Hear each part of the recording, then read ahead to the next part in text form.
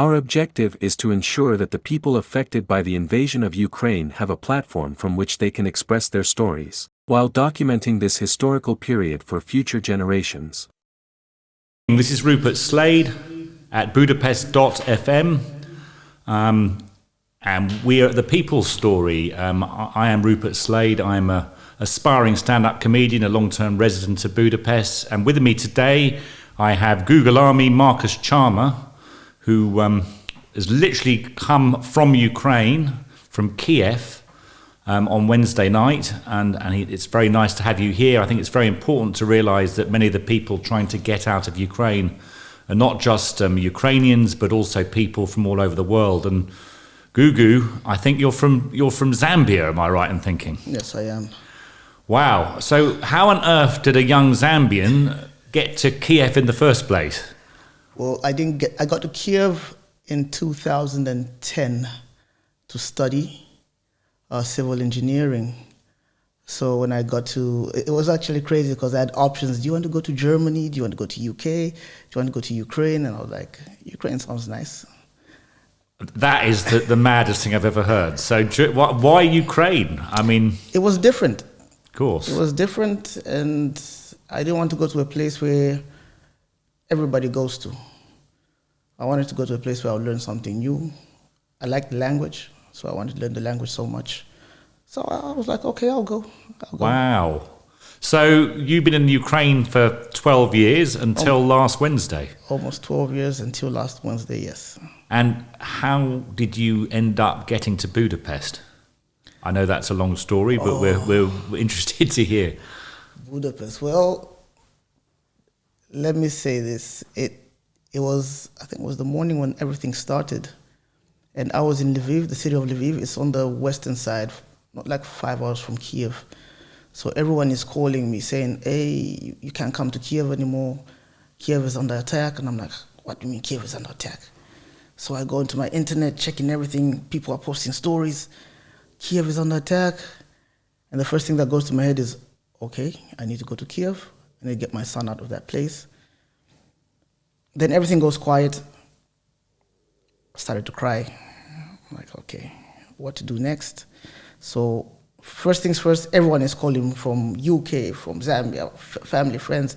I didn't answer because I know the first thing they say, you have to leave that place, you have to leave that place. And I'm like, it's easy to say you have to leave, but many people haven't left because they have so much invested in that country. And then my aunt called me. She says, where do you want to go? My first option was to go to Prague because I've got friends there who live there, work there. And then she told me, I have a friend in Budapest. Like, is that me? That's you. So I was like, Budapest? What's in Budapest? And every time you go into a place, you always look it up, Google, what's there? I was like, nah, Budapest, no. It's different. It's different for me. So anyway, time was going. I was in Lviv for 4 days while the war was going on. And many people are trying to get out of the areas close to the Russian border from Kiev. And I was trying to help foreigners get out. And then I spoke to the mother of my son. And she told me, she says, if you stay here longer, you won't get out. Because the borders are not letting foreigners cross. It's very, very difficult for foreigners to get past. They're letting females get out, but that's if their governments have spoken to the Ukrainian government. I know many people who spent 5 days, 6 days at the borders, people who died because it was cold. And so that's how I chose the Hungarian border, because someone told me that it's easier to get out from Hungary. And then you get into Hungary and then you move to any other country you want. So we were trying to look for transportation. And I'll give it to you in dollars, because I understand dollars. The normal price from Lviv to Uzhhorod, where the Hungarian border is, let's say, $20. And to get there, we were paying $500, $600 just to get there. And when you get there, you still have to walk with all your bags 20 kilometers. Jesus. Yeah, and on the way, people are stealing from you. People are harassing you. And on one point, I understand the Ukrainians because it's self-preservation. They will protect themselves before letting other people leave the country. And their priority was to try to get as much women and children out And then here comes a foreigner who's been living there for so many years, and he thinks he can just, oh, I was here, now I'm gone. So I told many foreigners, you guys need to move in groups and try to be as respectful. If you see a woman and child, put them before you, let them go out. I said, they'll let you out. But getting on the trains for most people was the hardest part because they were free, and not everyone has family that is able to send them money, say, hey, here's money, get out. So getting on the trains was difficult. I mean, there were dogs there guarding. The policemen would just push you off the train. It was crazy. And we started, I can't say a group, but an organization trying to help foreigners get from Kiev or other cities that have been really hit by the war to Lviv, but it was very, very difficult. Even now, we have more than 1,000 students that are stuck in Sumy. They've been in a bunker for more than a week, no food, no water. Just the day before yesterday, one Indian, Shaniv, he was a I think he had a master's in medicine, and he just went downstairs to buy food, and he got shot. Oh my goodness! And it was crazy because the way is the Russians. I would like to say they are losing the war, but then they are fighting not by the rules because they are shooting everything and anything. Literally schools, kindergartens, hospitals, ambulances, everything. Like if you see the pictures of some places that, like the day before the war started and on the actual day that posters have been placed on the internet, it's horrific. Well, Lavrov was trying to defend this on the television the other day, and he always used a kind of whataboutery. Well, the Americans and the British went into Iraq, and he talks about the bombing of Libya. What would you say as an individual observing? I mean, I don't defend Western imperialism or either any kind of violence, but... How can I put it? The Iraq war, it was Saddam. Everybody knows who Saddam was. He was a dictator.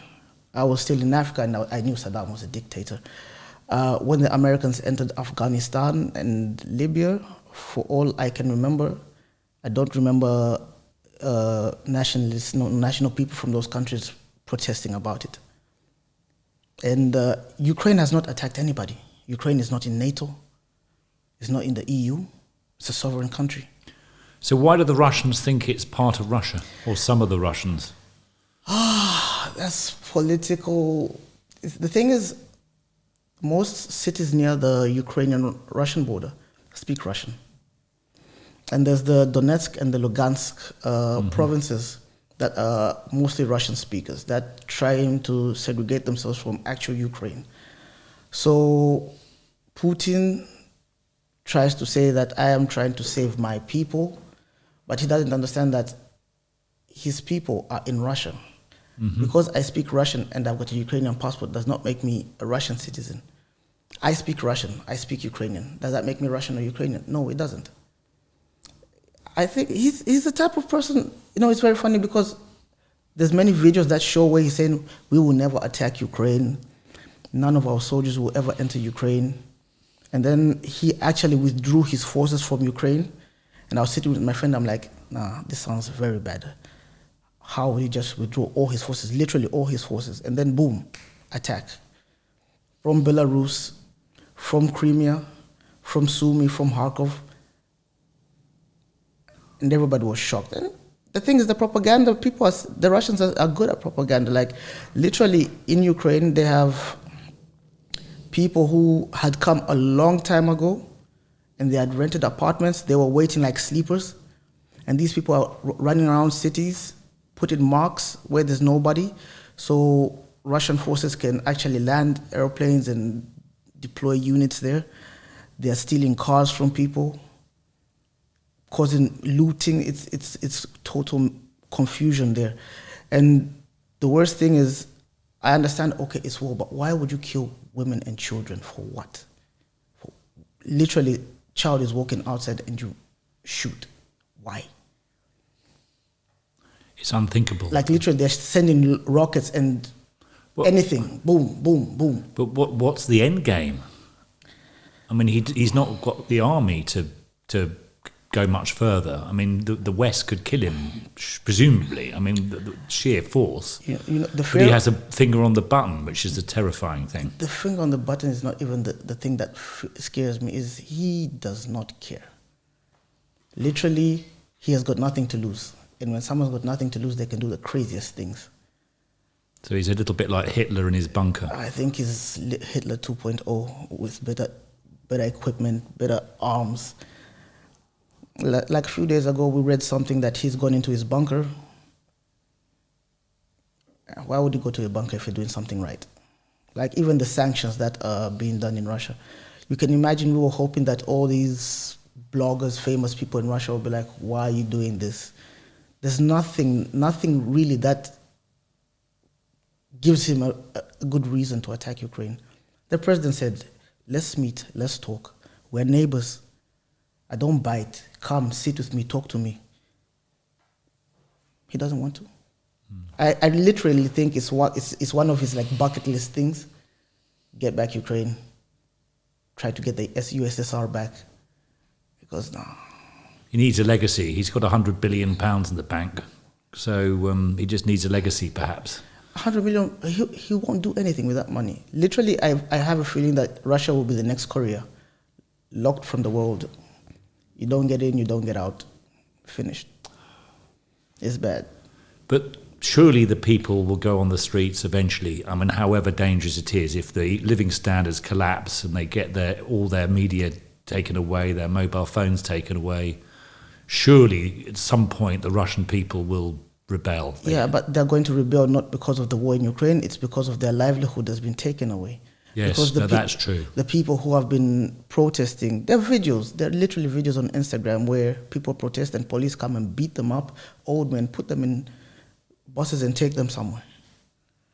It's back to Stalin times, isn't it? Yeah, and you can imagine like the Ukrainian government actually made a website for all the Russian soldiers who have died so that their parents can go on this website and look for their children.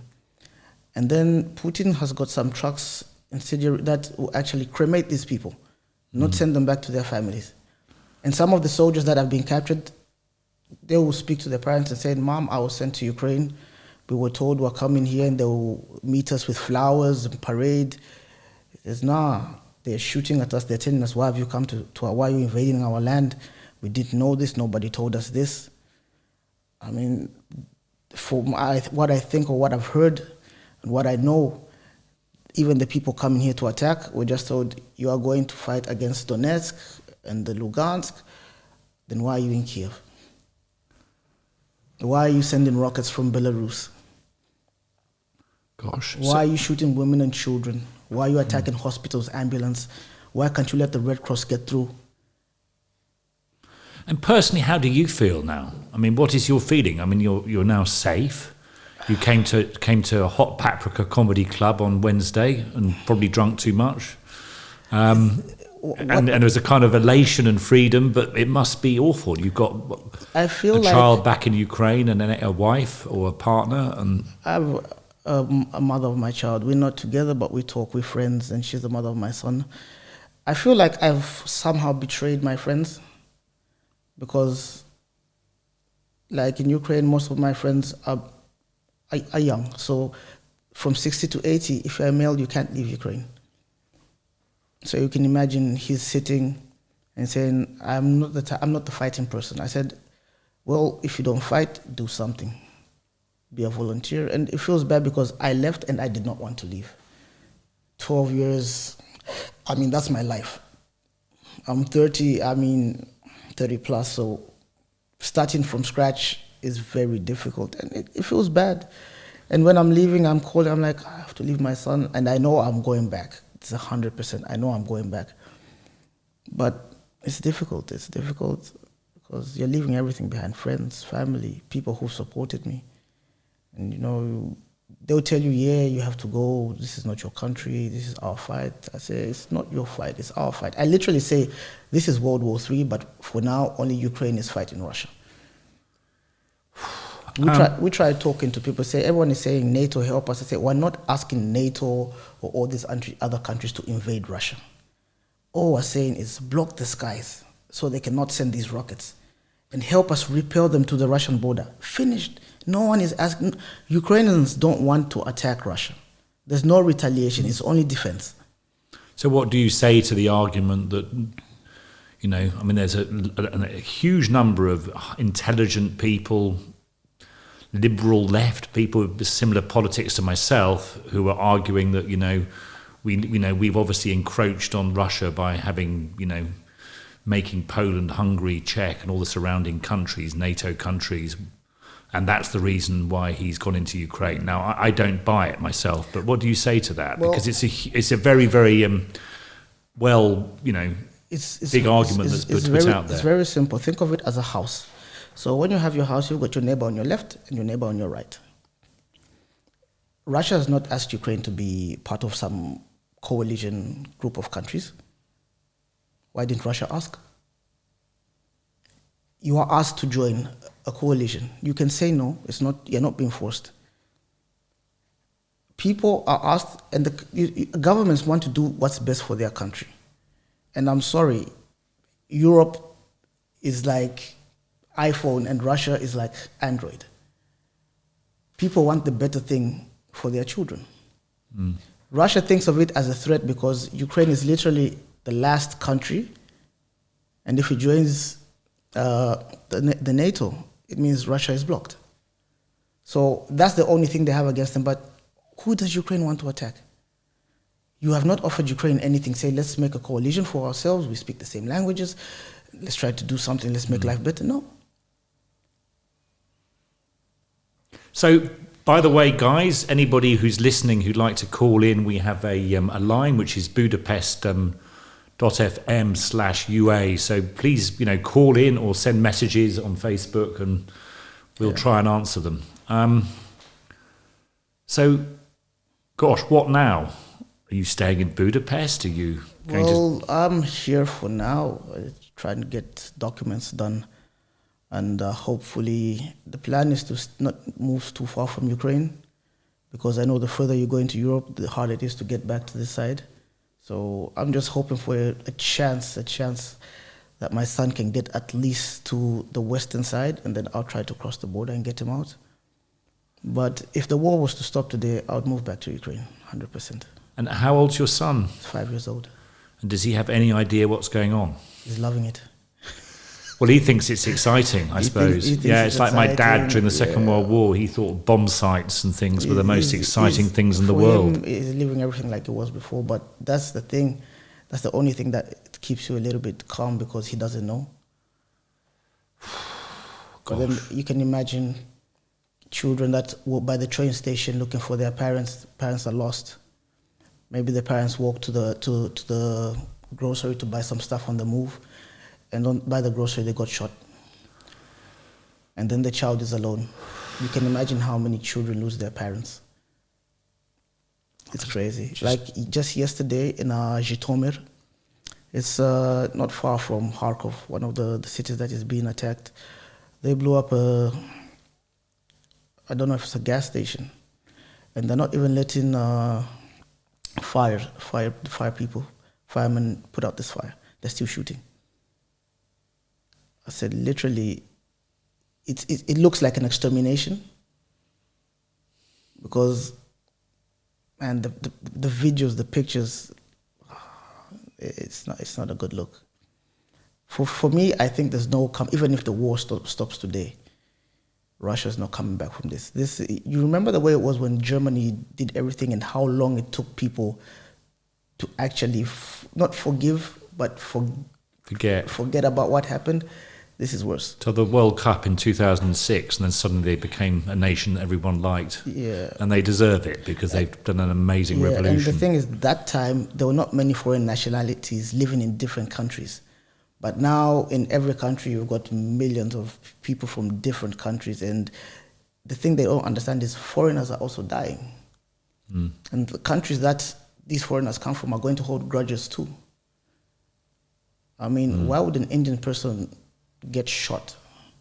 Literally, you can see that person is not Ukrainian. You shoot him. I'm not trying to say don't shoot foreigners, but why would you shoot someone who's not dressed up as military, literally coming out of a magazine, and shooting for what? So there've been conversations in the Western media, and of course, that's only one version, real, about racism and stuff on the border. I mean, you're a black guy living in a very monocultural country. You were. I mean, and what are your answers to that? I mean, you explained it a little bit, and the fact that women and children should come first, and Ukrainians should come first, and you don't blame them, but... Look, racism is always going to be there where there's white people and, let's say, different people of different skin color. Mm-hmm. Racism will always be there. What is happening by the borders, I would not call it racism, because some of these people probably have never said anything bad or done anything bad to a foreigner. It's self-preservation. Mm-hmm. Every Ukrainian person who's crossing the border feels it's their right to cross first. Women and children, they feel it's their right because it's their country. Mm-hmm. That's the way I see it. I'm not picking side between foreigners and Ukraine, because I have friends who are foreigners, but I have to also understand that this is Ukraine, it's their country. You came here, nobody called you. So first things first, they protect their own before they protect you. And it might sound bad, but it's life, it's the way it is. Like, I have friends who literally have said, we're not leaving. I've got a friend from Cameroon who's actually joined the Ukrainian army. Wow. He says, I've got nowhere to go. He says, I can go to another country, but it's starting from scratch. I would rather fight and see how it goes. And if everything works out, I'm a hero. It's terrifying. I have a Ukrainian, a Belarusian staying with me, who's a Belarusian dissident. Mm-hmm. And he said one of the problems is it's all very well people staying to fight, but there are no weapons. I mean, you have to make your own Molotov cocktails or use bread knives. So it's all very well having all the men staying there, but if they've got no weapons, they're just sort of sitting ducks in some ways. Literally, every Ukrainian is now fighting. Literally. Like, all the people who are working like barmen, they are making Molotov cocktails for people. Women are joining the army. Yeah. Literally, people will stand in front of the tanks that are coming and tell them to go back.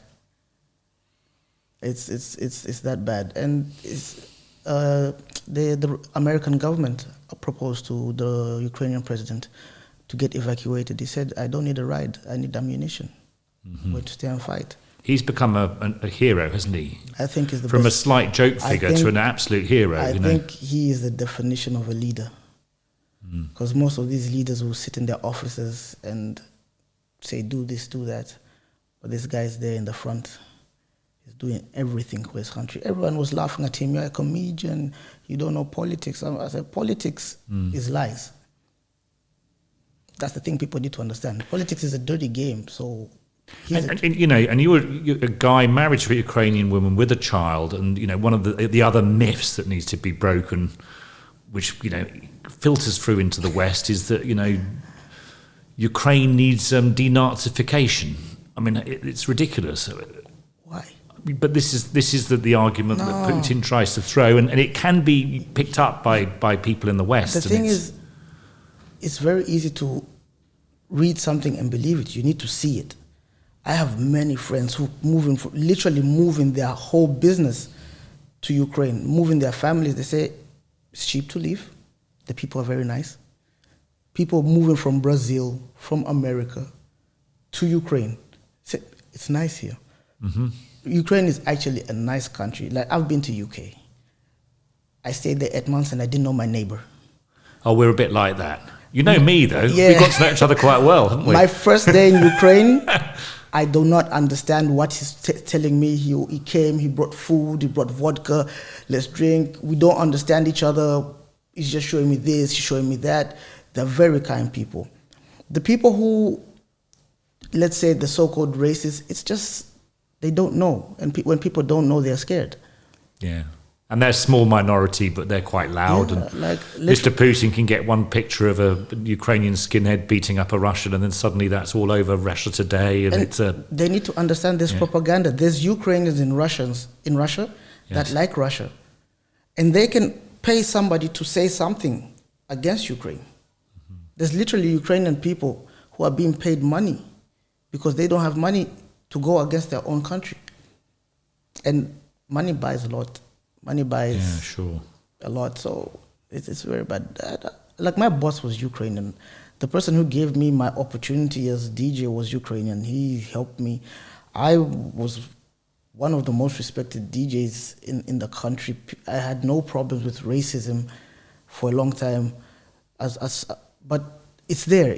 Literally, it's there. Like I've seen videos where Africans have gotten beaten up by people, but sometimes don't put yourself in that situation, because if you're walking alone at night and there's drunk people, That's the same everywhere, it's to be the honest. same everywhere. But yeah, racism is there, but it's not the way it was when I got there. Like Ukraine is literally developing. And believe me, when I got there before, you get attacked by Ukrainians, the police don't care. Now you get attacked by Ukrainians, the police will help you find that person to process him. So it's really come a long way, like really. And the thing is, after all this ends, if it ends, it's starting from scratch again, building schools, building hospitals, literally maybe 2-3 years just to get everything back again. And I really think that's what Putin is after. Just demoralize everything. So when everything starts, you're literally starting from scratch. No schools, no hospitals, no water, no electricity, no television. Finish. So on a more positive note, which is pretty difficult at the moment, we have to find small mercy. You're a DJ. I'm a DJ, I'm an entertainment blogger, I do advertisement. I'll say I work in the entertainment industry. Uh-huh. Yeah. So shout out anybody who needs a DJ. We've got a world-class Ukrainian DJ originally from Zambia who is in Budapest at the moment. So he's ready for work. So please, anyone out there listening, please get in contact. Now it's quite strange because I have a connection with you because one of my best mates married your auntie. Yes, he did. And my trail with you is slightly curious because I got a message saying my nephew, Susie's favourite nephew, is trying to get out of Ukraine. Will you help him if he comes to Budapest? I said, of course. Yeah. So we had this sort of stream of WhatsApp messages. Yeah. Well, I had to write a vouching thing for you, saying I will look after you in Hungary or something. Yeah, because the thing is, when I decided to leave, it was literally, okay, I'm going. Put my bag, left a lot of stuff, and just said, I'm getting on this. I'm going to pay how much it costs. I'll go. Left my passport, left my national registration card, got to the You border. left your passport? Yes, of course, yes. No, because I have my identification Ukrainian. Oh, okay. So the passport is not really the important thing there. Your passport does not. You have to have this residence card that you're moving with. So when I get to the border, literally the Ukrainian are not letting you out. So we asked them, why aren't you letting us out? They say, you need a passport. I said, which passport? Ukrainian passport? Your passport? I said, I don't need my passport to get out. I can just walk across. He says, no. So I say, okay, start finding messages. You sent me one, Auntie Sue sent me one, Auntie Laura sent me one, I got one from Paris, I got one from Berlin. Like everyone who I have who's working in embassies is sending me. I'm like, oh God. So I go back to them like, I have all these letters from that side. It's like, no, you're not getting out. So I call a friend, he stays in the area where the Hungarian border is. I'm saying, do you know anyone who works in immigration here? He says, yeah, I know a guy. He actually knows you. And really? Yeah. So I meet this guy. He says, what do you need? I said, I just need to get across Ukraine. He's like, okay, all you need to do is pay for gas because it's going to take a trip. Just pay for gas in my car, I'll take you. And I had 4 Nigerians with me who don't speak Ukrainian, who don't speak Russian. Oh, goodness. So I said, guys, jump in the car. We went to the next border. Everything was very easy. As soon as they saw us, really, those Ukrainian police were so good. Hey, are you okay? They took us. They gave us some blankets to cover ourselves. We got crossed. They said if you don't have passports with you, we will give you some certain document so you can stay in Ukraine, but you have to get new passports so we can process you better. We crossed. We go to Hungary. The Hungarian side was so good to us. Put us on a bus to the train station, train to Budapest. We got to Budapest. Everyone was happy. I got a taxi, went straight to my friend's house, took a shower, then came to meet you. Wow. A big shout out also, I've heard this a lot, I heard it from Sergey and Sveta, the volunteerism at the border has been absolutely fantastic. Yeah, it's actually fantastic. You know, big shout out, because Hungary, for lots of reasons, gets a bad rap in the international media, but on this, volunteerism... Really? Bad rap for what? I don't want to go and get into that at the moment, but we have a slightly dictatorial government in the minds of many people, particularly in the West, and that's another conversation. Okay. But actually, the volunteerism and the help at the border and everything has been exemplary. So yeah, I feel bad for the people that are going to Poland, because that's where it's bad. Literally, people are outside for days, hungry, cold. And I saw something on TV, one political Poland guy literally admitting that he's racist. He does not want all these people to come to his country. I said, there are people who say Ukrainians are not refugees because they are white, they have blue eyes. I said, what's the definition of a refugee? Someone who's leaving a war-stricken country, seeking asylum in a different country. If America was to be blown up right now and they're leaving to Mexico, they are refugees. Yes. A refugee is not the color. It's everyone is, you must be Arab, Muslim, from Syria, from Azerbaijan. Are you stupid? Literally. No, it's totally stupid. But there are stupid people everywhere. I mean, we have them in Britain, we have them everywhere. We have them here, to be honest. Yeah. I mean, but at the same time, there's an enormous number of people doing an awful lot of good stuff. I've never seen volunteerism in this city like it. We had a big refugee crisis in 2016 with Syria. And yes, there was a lot of very unpleasant narrative, but there were some also incredible people doing amazing things. The thing is, like for Syria, and I have a friend from Syria, I haven't spoken to him in ages, but people have this idea that all Arabs are terrorists, and I would never understand. Like my friend Omar, he's from Morocco, he's Arab. Is he a terrorist? No. No, of course not. We have this is a big part of the humour in our comedy club at Pot Paprika, because we have many Iranian comedians who always talk about this. Most of these politicians who are in charge are 60 plus, so they're still old school thinking. I've got Arab friends who speak better English than Arabic.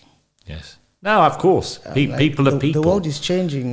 Yes, we live in an international world, and we are deeply connected. And what happens in Ukraine is our doorstep. It's I keep telling people, a global issue. If NATO does not help Ukraine, you need to understand that the next border is yours.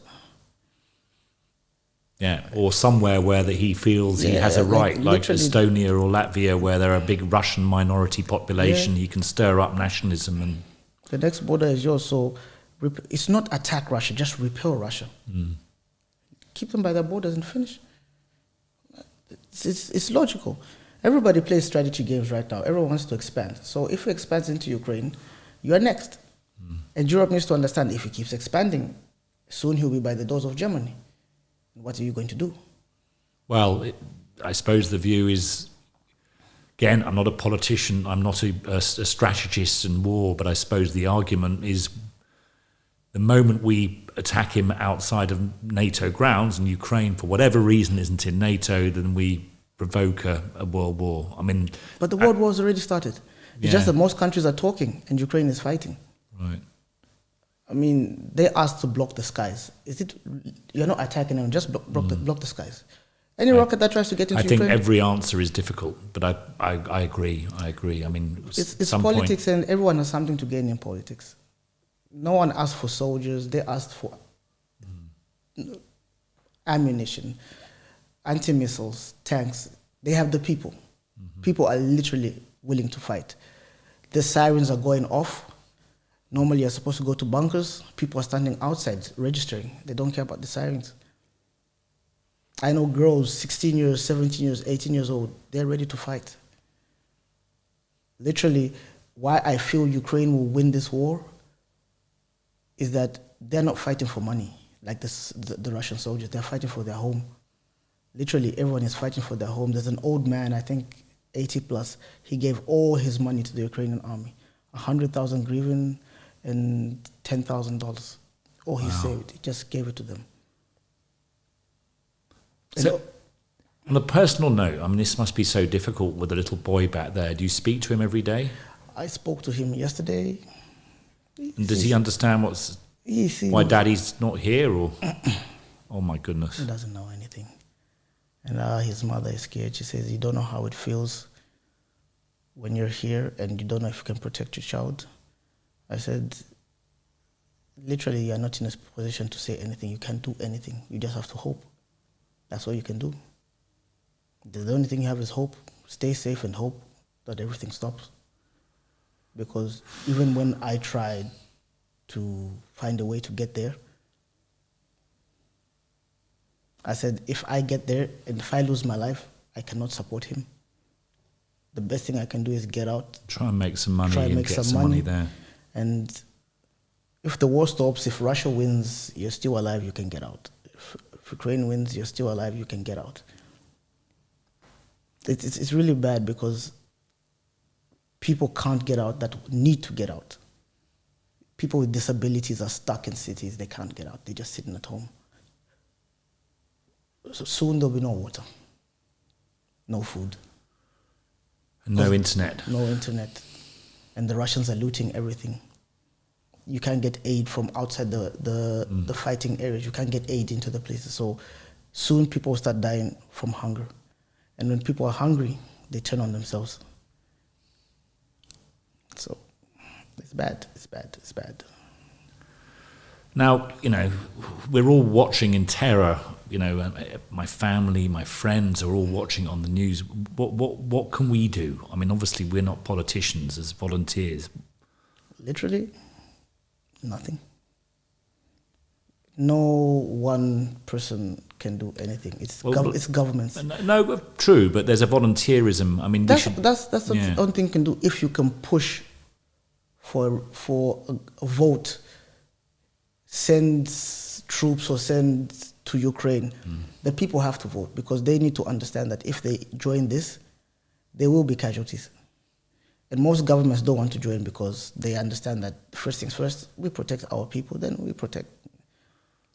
But the pressure's getting higher and higher, though, isn't it? I mean, it is.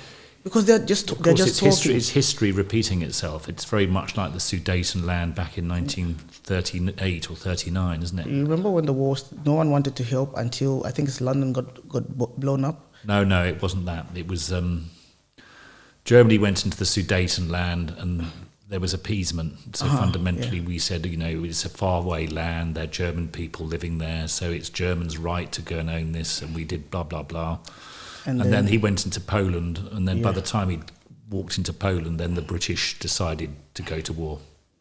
And you can imagine. And then, so it was very late. If we'd started earlier, we would have been better. So I don't know. Again, it's not my position. I'm not a The thing is, everyone is afraid because he's threatened to use the nuclear. And I believe he's the type of, he would do it. He would do it 100%. I think he doesn't care. I think it's in that point where he would kill himself, but take everyone with him. Because if people think America will get to Russia, it won't happen. He is well protected. The people that can get rid of Putin are the people around him.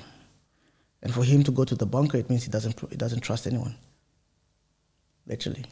All these Lavrov, they're all puppets, man. There was a president, Viktor Yanukovych. He was one of the Ukrainian presidents. He was a very good friend of Putin. Mm-hmm. I read somewhere that Russia wants to send him to Belarus to be voted as the next Ukrainian president. I said, why would you do that? How? Literally, vote someone who killed his own people in the middle of the capital city, went to Russia, and now they want to vote him back as president. I said, it won't happen. It won't happen. If Ukrainians wanted Russia to take over Ukraine, this war would not be there. And they're fighting. They're telling them, leave. Can you imagine you're being attacked from Crimea, from Kharkov, from Sumy, from Belarus? It's bad. I mean, you're obviously in contact with lots of people in Ukraine at the moment. I mean, what are the borders like now? Oh, it's bad. I have videos on Instagram. The thing is, what people see here is what, let's say, the journalists or what they pick up from internet. You need to be on the Ukrainian sites, the sites that are actually taking videos. It's not good. It's not good. People are dying out of cold.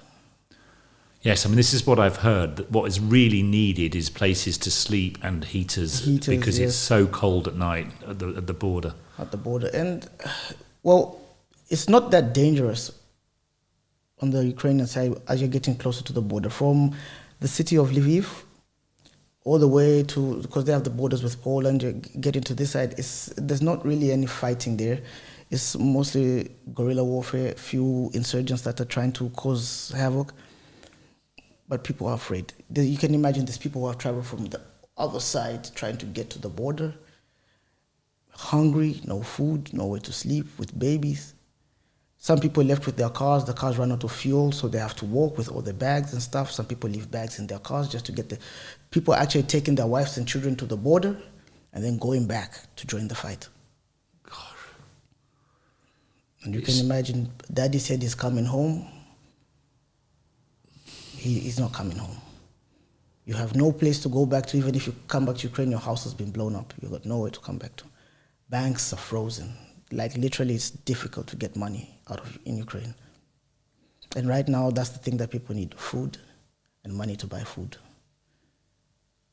People are literally helping anything. Like, before I left, I had some people from Nigeria and one Ukrainian girl. I gave them a place in my room to stay. My apartment is actually paid for, and there's people living in my apartment right now. And you have to help how you can, but the help that we need is governments actually acting and not speaking. Because it's easy to talk and make everyone, oh, we will do this, we will do that. Do it. Because people are dying and they need you. Ukraine is not just Russia's neighbor, it's Poland's neighbor, it's Hungary's neighbor. So your neighbor is suffering. Of course. I went to Kiev a few years ago. It's a wonderful, international, great city. I mean, Kiev is like, it's like being in Prague or Budapest or Warsaw. It's dynamic, it's exciting. There's lots of restaurants of different nationalities, and it's a great city. I think people sometimes who live a long way away don't realise it's a very sophisticated place. Yeah, it is. And people think Ukraine is not as poor as people think it is, in a way, because there's many foreigners that have actually come to Ukraine and set up businesses, and they're actually giving Ukrainian people work. Like, now there's a lot of American companies that were there, trucking companies helping Ukrainians get jobs. As long as you know English, you get a good job, you get good money, $1,000, $2,000, $3,000, $4,000 in a month. That was good. That's good money in Ukraine. So it was developing well. And the funny thing is, they have this saying in Ukraine now. They say, "What happened to coronavirus?" Well, of course, everywhere. I mean, like, nobody's literally talking about corona because of this, and we say, it's bad, man. It's bad. Yeah. So, if you didn't take your passport, what things did you take in your case? It was just interesting. I mean, on a lighter note, I mean, Sergei, he bought his ping pong bat, and his girlfriend. I took my laptop. It's the most important thing. And his girlfriend bought her running medals, because you're running from the house and thinking, what do I need to take? And he come out and said, do you want a game of ping pong? And I play table tennis, so it's... I took my laptop. My laptop is the most important thing, because... It's your communication to the world. It's mostly my music, all my emails, my documents. When you save your password on something, after years and years and years, you might forget your password or something like that. But everything is there. If I have my laptop, I can work. You're connected to the world as well in some way. My laptop was the most important. Phone, obviously, just to keep in touch. The clothes, you can always buy clothes. I have equipment that I left there, but that's not important. The laptop was the most important thing for me. Yeah. So, you're going to stay in Budapest for the moment? Well, for now I'm here. I have options, but for now I'm here. I need to do new documents. That's the most important thing. I told you I need to cut my hair today, passport photos. Once every 10 years, you need to look your best. Yeah, hopefully. But you can also look terrible in your passport photo and say, look, I haven't aged much. Yeah. Thing is, I'm hoping to go back to Ukraine, even back to Lviv, because most of my friends are saying It's okay. Sirens, yes. Too many people, yes. But we'll see. For now, it's get my head together, get the documents done. And what documents do you need? I mean, this is again. I just need a new passport to be sent to me. Right. Also, by next week I'll have it. If I send my pictures by Monday, by the weekend I'll have it, and that's all. And as a Zambian, you know, I mean, I had a message from somebody the other day. If you wanted to go into Germany or into the other European Union countries, would you be able to do that? You're allowed to now. You're allowed to. You have, like, when you cross the border you get to the immigration, they give you a permanent temporary residency, 3 months. Right. So with that, you can travel to all these countries nearby. But I think literally, if you're going to go to Germany, you don't just go to Germany. You need an invitation from someone who's going to look. So a little bit like what I sent you.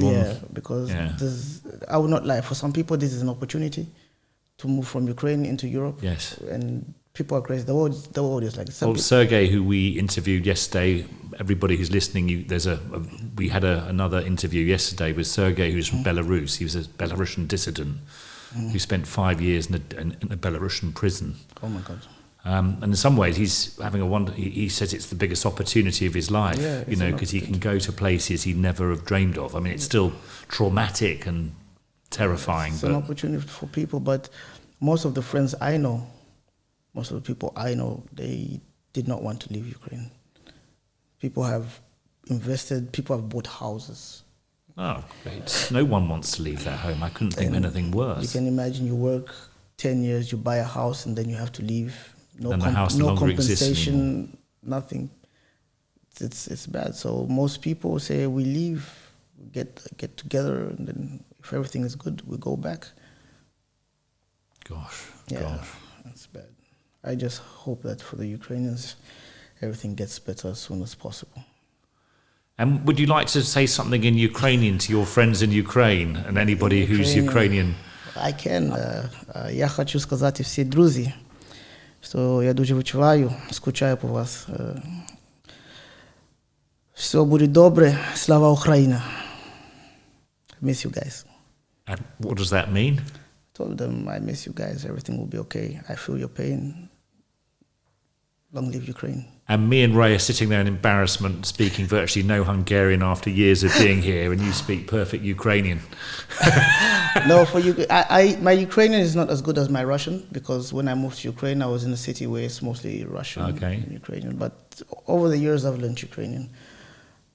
But you говорит по-русски. По-русски, конечно. I can understand Polish too. Mówię po polsku kichit. No, poko. Polish is similar to Ukrainian. Very similar. Very similar, yeah. Like mostly Polish tourists would come and Hungarian's very different, please believe me. Yeah. But you're going to try and learn Hungarian. But on the Ukrainian side, like where I cross there are many Hungarians. They speak a lot of Hungarian. They speak Ukrainian, Hungarian, Russian. So. Of course, there are an awful lot of Hungarians in Ukraine, or Hungarian minorities, aren't there? I think. Yeah, they are. So that's that. See, I hope everything will get better soon. Well, are you going to come to my comedy gig next week? You just told me that the owner is a club owner. Well, that's another one. We'll get you in contact with him, and maybe we can get him to give you a benefit night for Ukraine. I like stand-up because I'm a big Dave Chappelle fan. I'm a huge Dave Chappelle fan, so I like stand-up comedy. Okay, well, we're doing this big fundraiser at Manny on Friday the 11th of March with Migration Aid, so we'd love to see you there. I'll come. Anything. And that's another venue where you could potentially do some... Manny is also doing a big effort. It's a collection point where people can bring stuff for Ukraine. So anything to help.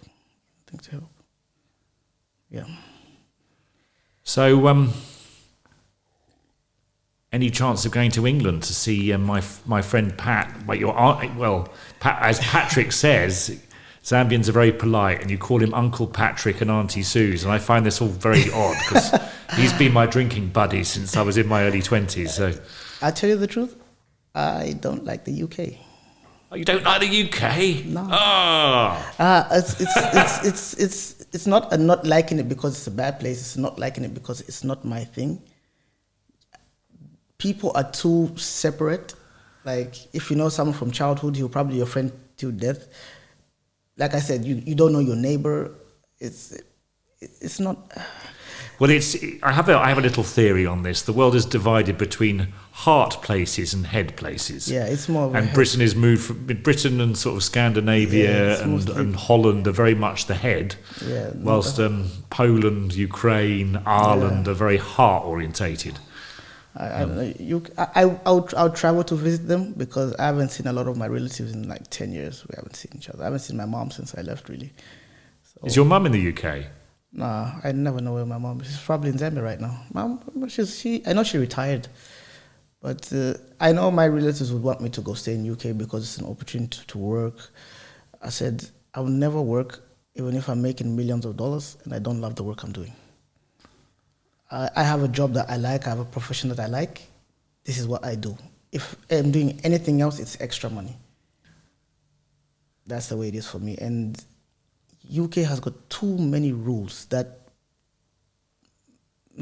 Rules? Yeah. Like? It's just too ruly. You can't do this. You can't do this. The pub closes at 2. No.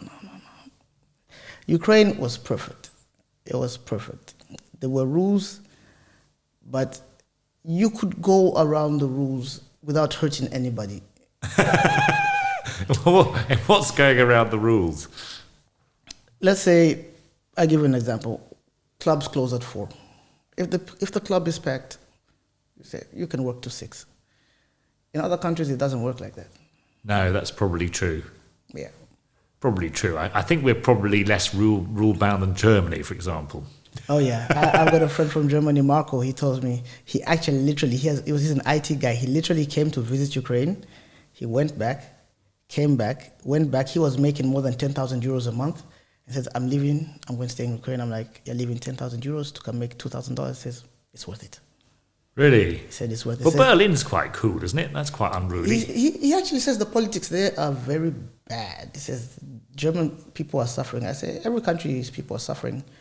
So I don't like to compare the suffering of where I am to your suffering. It's your standard of living, so your suffering is according to your standard of living. Different sufferings, aren't there? And he says, Ukraine is perfect, man. I come out, I can walk in the night. People are very kind.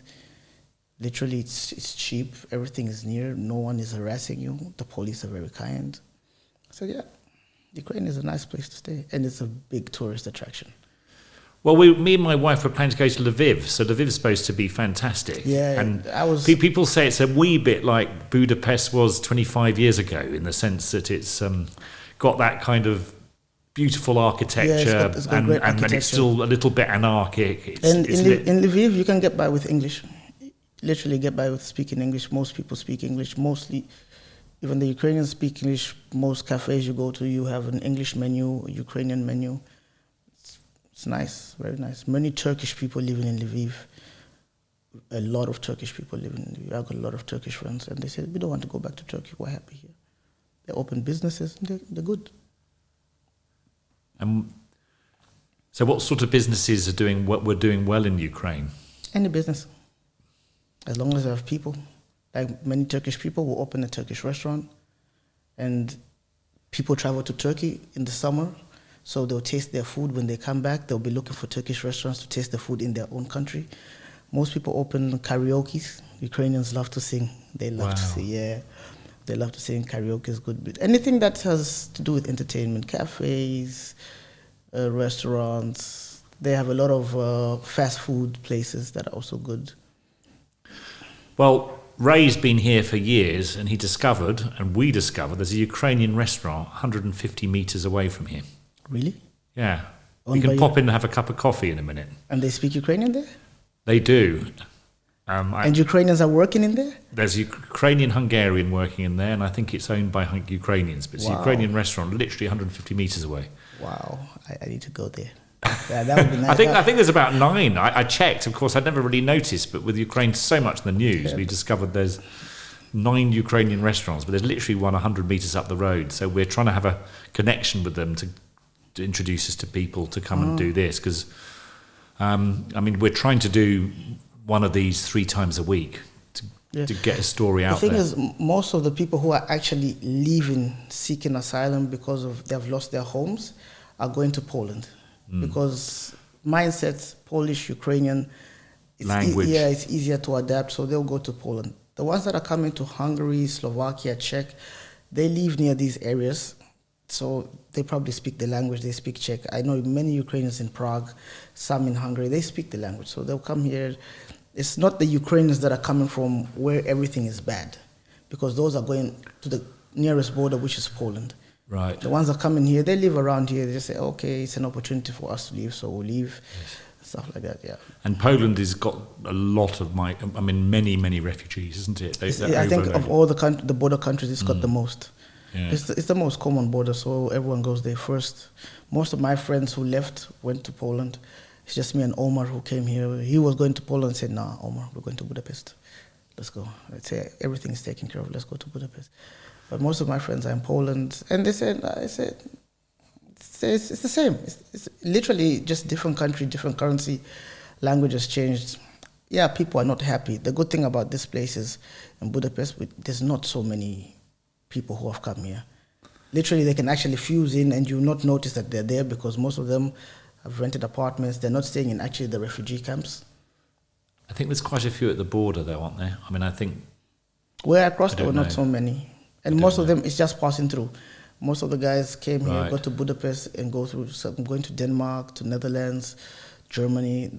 Most people are just passing through. Yes, it's quite funny. I mean, in these dark times, you need amusing moments. I had a couple and a 3-year-old come and stay the night after the comedy. I got a phone call saying they're coming. I said, of course they're welcome. During the day, my little beagle dog ate my Ukrainian friend's porridge. He ate 2 boxes of porridge, got up at 6 a.m. to go for a pee, and the dog had shat everywhere. There was shit everywhere. Went into the bathroom, and there was a pussycat. There's a Ukrainian refugee pussycat in my bathroom. I thought, what on earth is going on? There's a pussycat who's come all the way from Ukraine on his way to Austria with his family, which is very sweet. Yeah. Hiding from my dog, who was shitting all over the floor because he'd had too much porridge. Yeah, and I spoke to Gordon yesterday. He told me that they're helping people with children and giving them apartments. Yesterday I got my friend an apartment, and hopefully I'll keep in touch with him if anyone else is coming, because there's many who have women and children. If they come here, at least he said we can give them something to stay. So and a shout out, please, guys, anyone who's listening to this, please. Oh, we got some messages as well. Yeah. Please, if you can open your doors to people, it's the best thing you can do. I mean, if you've got a spare room, please do that. Sorry, I'm learning all about this, Ray. I must look in the right place. But a couple of messages.